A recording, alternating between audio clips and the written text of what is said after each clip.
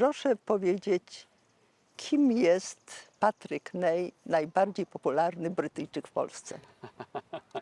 Nazywam się Patrick Ney i bardzo się cieszę, że jestem dzisiaj w Orchards Lake i że mamy pokaz filmu dokumentalnego o tak zwanych żołnierzach wyklętych. Ja wolę mówić o polskim roku oporu po 1945 roku. Kim ja jestem? Jestem rzeczywiście Brytyjczykiem, który przyjechał do Polski w 2010 roku, zanim Polska była modna. Natomiast już kilkadziesiąt tysięcy Brytyjczyków już było w Polsce według mnie. Ja jestem jednym z nich. Już mieszkam 16 lat w Polsce, mam żonę, mam dwie piękne córeczki i pracuję na co dzień jako filmowiec, jako dokumentalista, robię różne produkcje o polskiej historii, o polskiej kulturze. Staram się poznawać Polaków tak naprawdę, poznać ich i poznać ich kulturę, ich mentalność, po co kocham Polskę i staram się właśnie, bym powiedział, demonstrować swoją miłość do swojej nowej ojczyzny, bo w międzyczasie zostałem polskim obywatelem. W tym roku również dołączyłem do Wojsk Obrony Terytorialnej i zostanie pierwszym urodzonym w innym kraju polskim żołnierzem. What was your first encounter with Polish culture like? What surprised you the most? So in October 2007, I travelled for the first time to Poland. I didn't know anything about the country, really. I knew a little bit about the Battle of Britain because I was British. I vaguely knew where it was on the map, but probably would have got it wrong, if I'm being honest with you. And I remember arriving at the old military airport in Wrocław. Now it's Yes. a beautiful, shining, gorgeous airport. It's big and it's modern. In those days, it was old and it was military and it was a bit scary because there were big guys with guns. Oh. And my ex-girlfriend Joanna, her parents were waiting for us, and they came over and started gibbity gabbity goobity goop, talking in this really odd language which I'd only heard a little bit of. And then her father shook my hand. He's a big guy, and then he leant down and kissed me twice on the cheeks. Now in England, in English culture, we don't kiss each other, not men at least, Yeah. not normally at least. So this for me was quite a big shock. Then we drove on an old road past the old blocky, the old block houses, tenement sort of houses, stuff like that. And at first my reaction was, oh, this is not very nice. What part of Wrocław was it? This is Do you through remember? Nowy Dwór, basically. Oh, We came to okay, Nowy yeah, Dwór, they- which is on the you- way for the airport. However, when we got to their house, then I discovered something really magical. I was talking about Polish magic earlier. Gościnność, Polish hospitality. They looked after me so well, and they were so warm and accepting and loving. Not that British people aren't warm and loving, but there's something Polish about the way they greeted me into their home. And to this day, I call them mama and tata, and they're very, very close to me 20 years ago almost. And I think that I'm in Poland, I live in Poland for sure because of Joanna. But if I'm honest with you, if it wasn't for her parents, I don't think I would have ever moved to Poland because they had amazing stories. We sat and we drank vodka, Yeah. we danced and we partied. Me and her dad even fought each other a little bit. He used to do karate, I did Muay Thai. So we stripped and beat each other up and stuff like that. And it was great fun, and it was a beautiful way to learn about Polish culture. And more than anyone else, Ren and Lek are the reasons why I love Poland, I think. On behalf of our institute and the Orchard Lake Schools, I'd like to welcome all of you to this special evening with filmmaker Patrick Ney. We'll be seeing two films tonight, two documentaries, a longer one, Covenant of Blood, and a shorter one on Witold Pilecki. Poland is magnetic, Poland is magical, and I know many, many foreign people who can't explain it. I can't really explain it either, they just feel it. So it's that feeling, and I've heard many people tell me the same thing.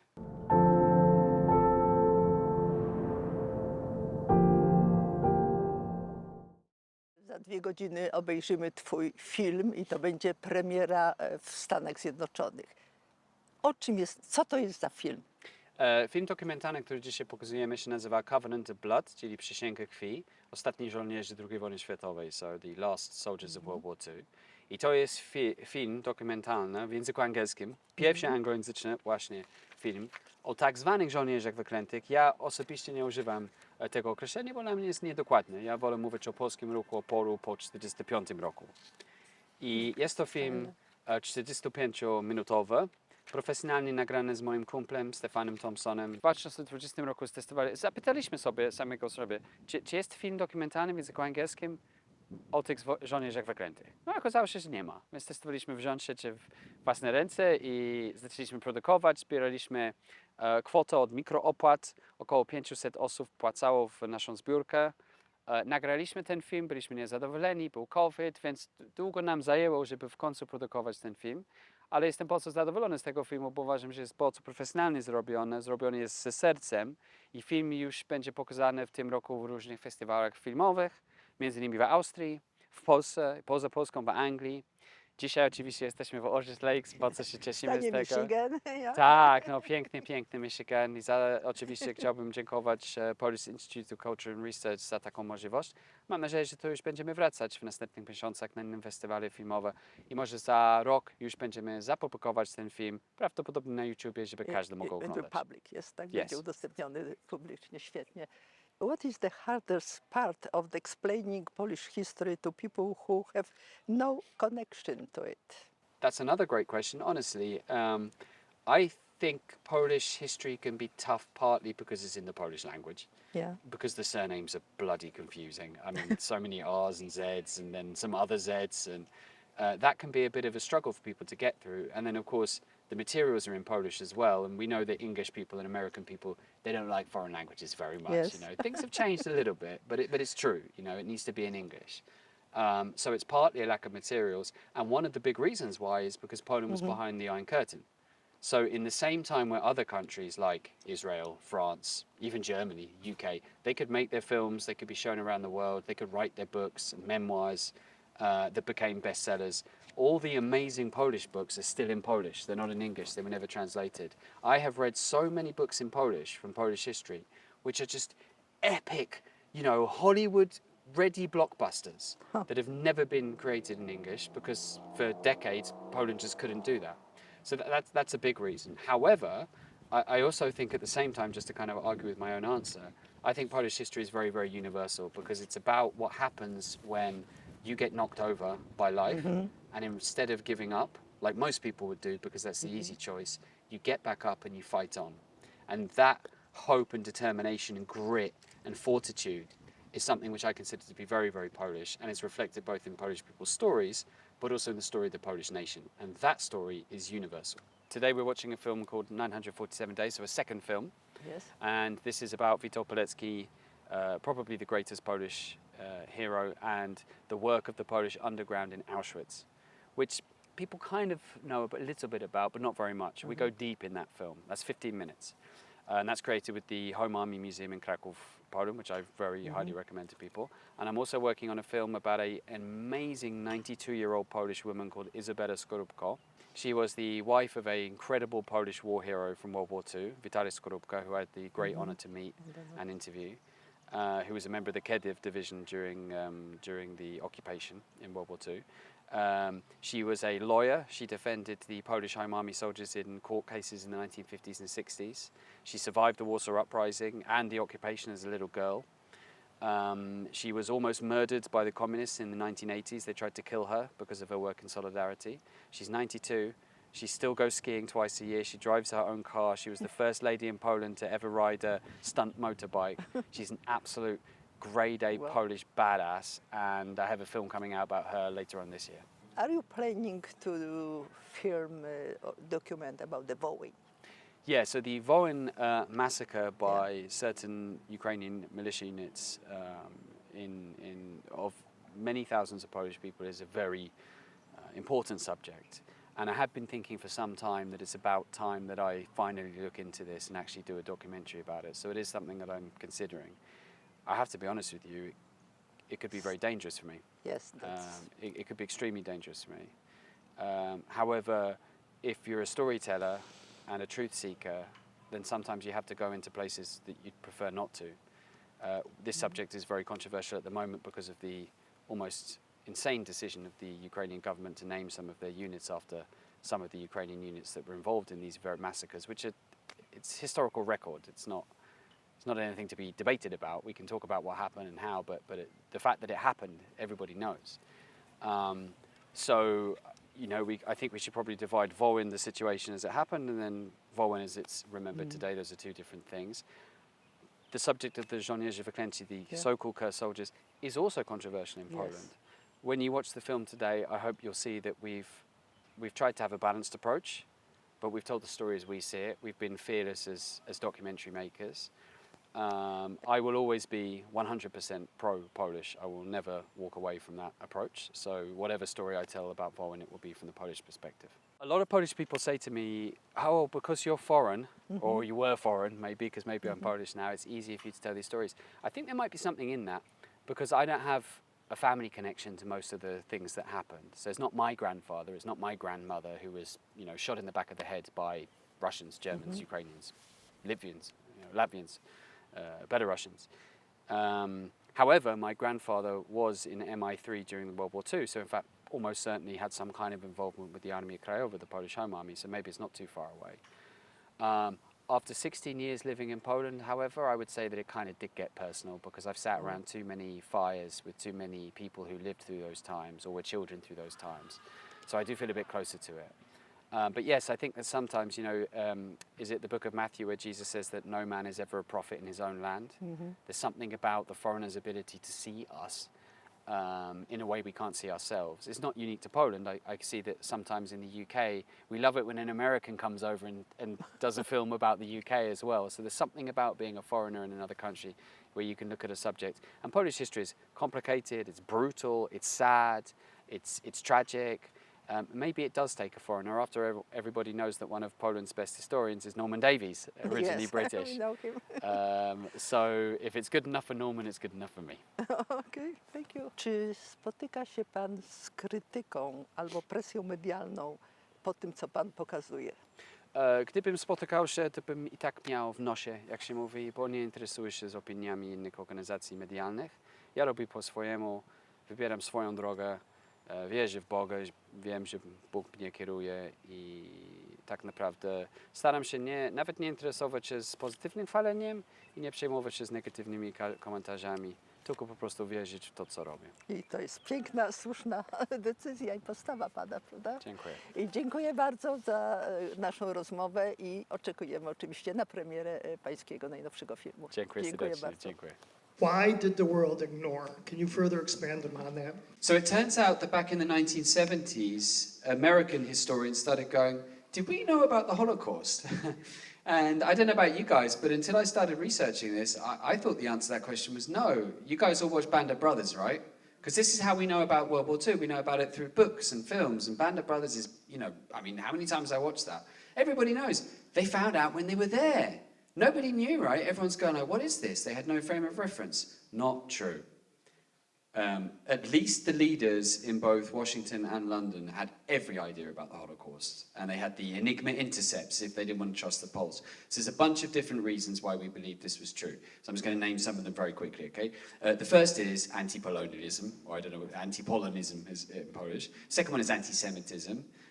When I said Americans dismissed the rumors of the Holocaust as a bunch of wild rumors based on Jewish fears, that's a direct quote from an American official. I probably should have put it that way in there. So, you can't discount anti-Semitism.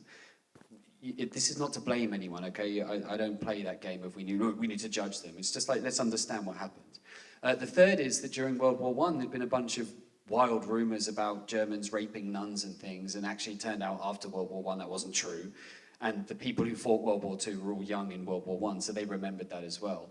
The fourth is a very interesting psychological mechanism, which is it's just easier to pretend it isn't happening. And in fact, if we were being honest, we've all lived through Rwanda, right? 94. We all lived through Yugoslavia. Did I do anything in that period?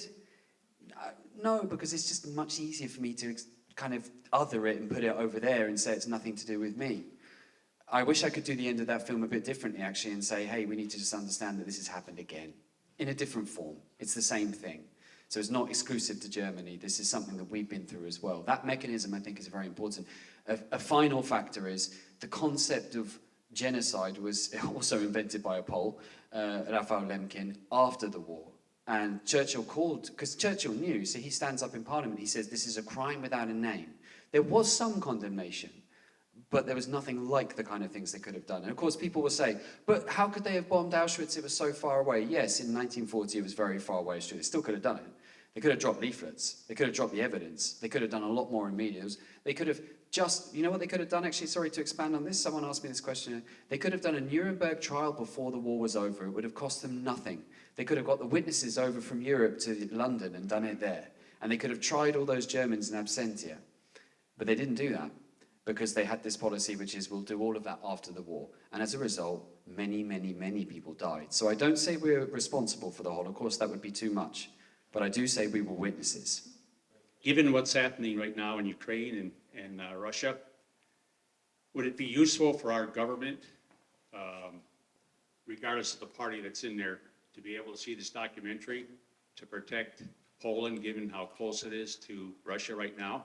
Because there's been some overtures that, hey, maybe after Ukraine, Poland might be next. Some of you may know my story, I'll briefly explain. I'm not Polish. I came to Poland for the first time in 2007, and I moved to Poland permanently in 2010.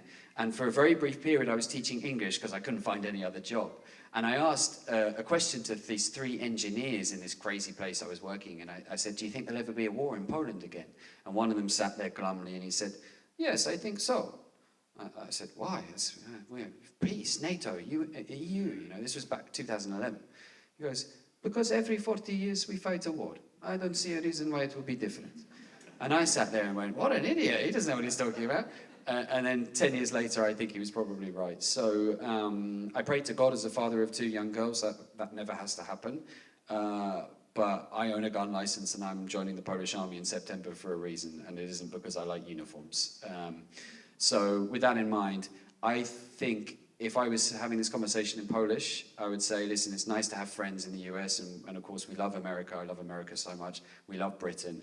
But Polish history is a predictor of the future, and the best thing is for the Polish army to be the biggest in Europe, to have the best drone production, to not rely on any allies at all, and just to be so big and scary that the Russians don't even come within sniffing distance. And there's no other option.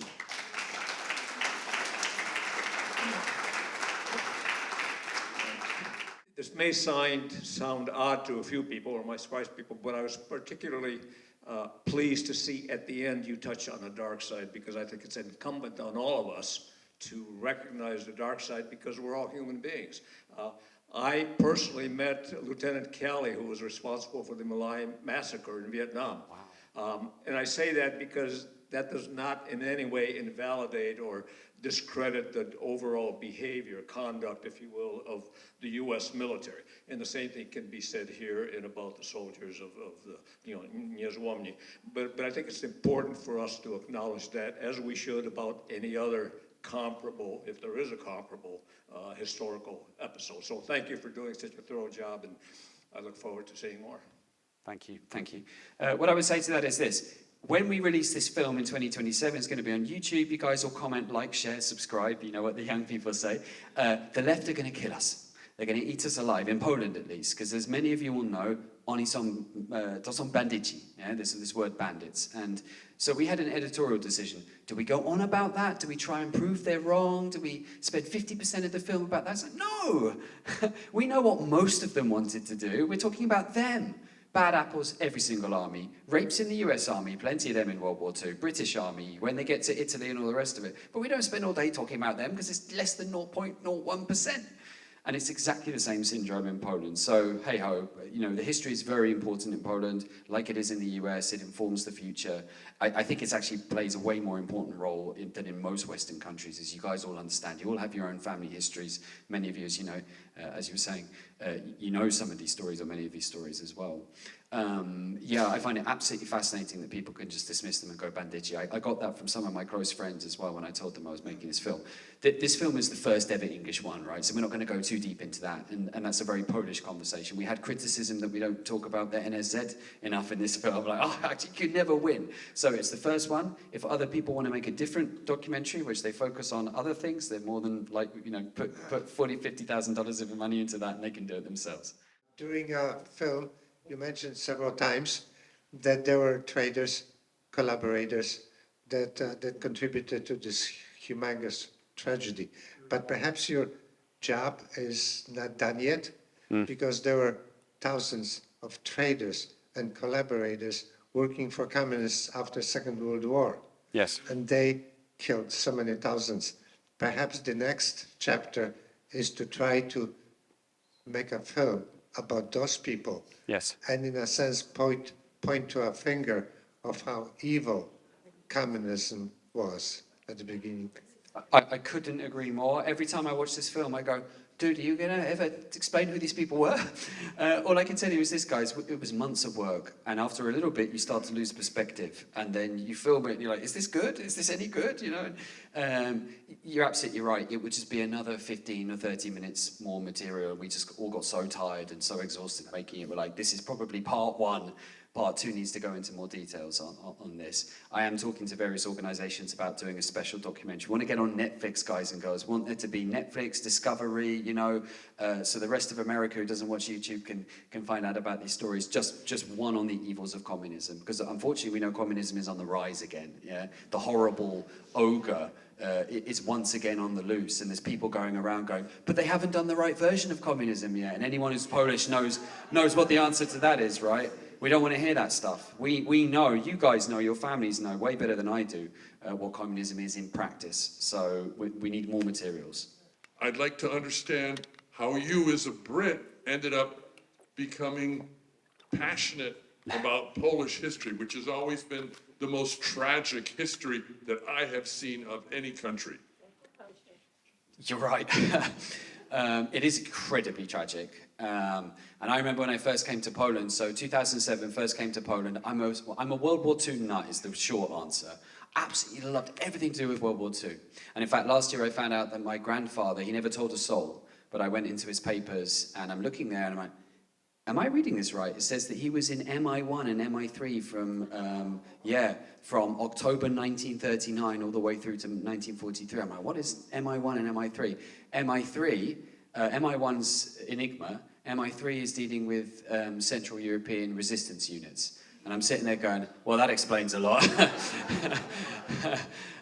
Never told a soul, didn't tell his sons, just found in some paperwork that he'd left after his death. And I was just rifling through, you know, as a history nut.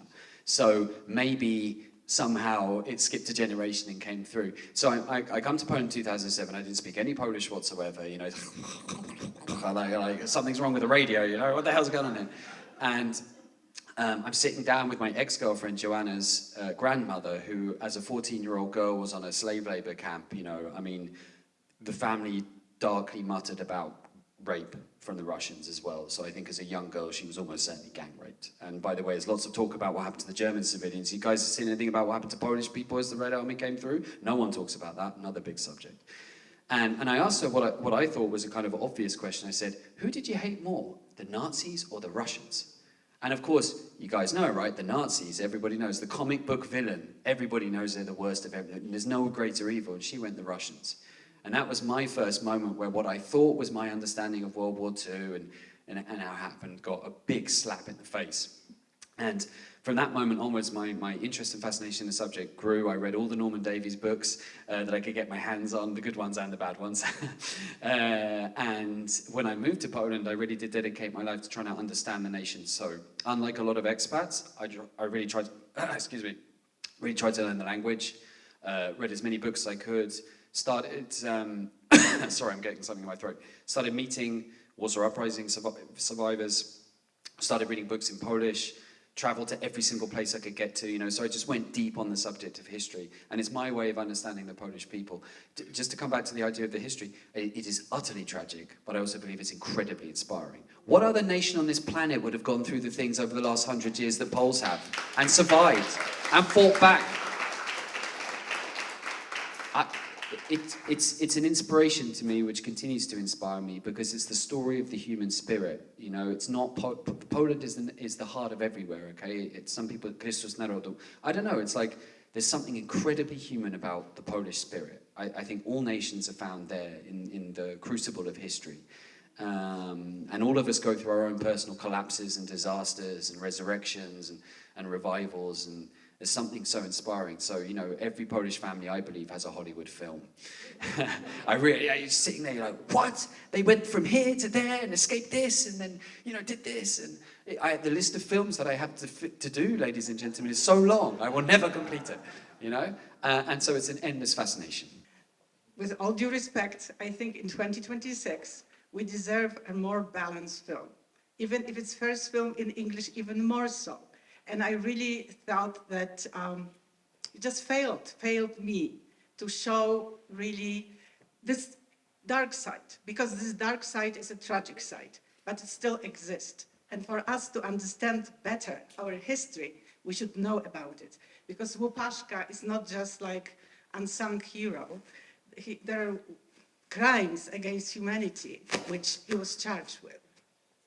So that's my point. I think we deserve a more balanced, nuanced film which will be showing complexities of these decisions, because I understand these young people who decided to go into the woods and start at continue fighting. It was a tragedy because they had no choice. The choice was either they do that or end up in prison. And it's a very tragic choice. But everybody was just a hero because they fought against communism. Well, it's a more complex and nuanced story to be told. Thank you. Thank you. Thank you for sharing your opinion. I don't agree with you, but I'm totally okay with you having that opinion. Thank you. Do you have any plans in the future of doing just history in general of Poland, more communist history in Poland, more just history after currently in Poland, more documentaries to make people more familiar with Poland? Yeah, thank you. And to be fair, I don't want to dismiss your comment. To be clear, we can have a conversation about that. If someone else wants to make a documentary where they talk about the very, very small percentage of people who did bad things, like in every single war, go right ahead, right? This is the first one. And I hope that if you look at this film, you can see that what we really tried to do is just place the events into a form of context. That's the most important thing. Poles are interested in that story. Brits and Americans have no idea about it. So to go in there and say, hey, here's a story, but right now we're going to go to all this complicated, murky stuff, which is really basically kind of like a pole-on-pole civil war type thing, which is carrying out right now in Polish politics. I would say personally, as the person who put all the effort into that film, that's not where I want to spend my time. I want to spend my time on the stories that inspire me and amaze me, and the list of them is so incredibly long. I want to do a short film, maybe we'll do it this year, about the Warsaw Uprising, because that's my specialist subject. I've got so many books on the subject. My wife's family were very involved in the uprising, and bad things happened during the uprising as well. Just don't think it's the focus of what we should be talking about, me personally. So yeah, I focus on the 20th century, but I'm really looking forward, thanks to the PICR, I'm really looking forward to finding out a bit more about the 19th century. But yeah, like 20th century, Second Republic, Second World War, and the events after are my fascination, and like there's just never enough time to do all the films we like to do. I think that your next movie should be a rebuttal to the imitation games that made Alan Turing the decipherer of the Enigma code. No, wait, it's worse, guys. And you should make... No, it's even worse. You know, guys, who discovered the Enigma? It was the Americans. You seen that film with the U-boat when they captured the Enigma? So the British are annoyed at the Americans because the Americans are pretending they got the Enigma, and the Poles are sitting there going... So, Żegalski, Rajewski, and Różycki, those are your three next... No, because the British did it. There is no such thing as the truth in history. There is only the narration of the truth, okay? We present the truth and we decide the truth. The Americans did it to the Brits do it to the Poles are sitting in the back of the queue. They've got nothing to apologize for and plenty to tell. I've never been in an active combat, okay? You've seen it. I don't know what I'd be capable or not capable of, or the kind of moral judgments people have to make. So I'm very, very careful not to judge anyone really in this situation, because oftentimes crimes and things are being committed, but you're just a cog in this machine, right? I believe they were good Germans. Yes, of course they were. They were just delivering orders. Yes, of course they were. Look where it got us, right? So this stuff is morally sticky. But also, frankly speaking, there just hasn't been enough on Polish history. So nie przepraszam za to, że promuję polską historię. I'm not saying sorry for being pro-Polish. Patrick, I wish you good luck, and you will make the next document about Wołyń. Thank you. I can tell you now, guys, if I make a documentary about Wołyń living in Warsaw, I'd be looking behind my shoulders every single time I left the house. Should I do that documentary? What do you think? Yes. Of course I should. That's bravery, right? To take the tough decision, not the easy one. Yeah.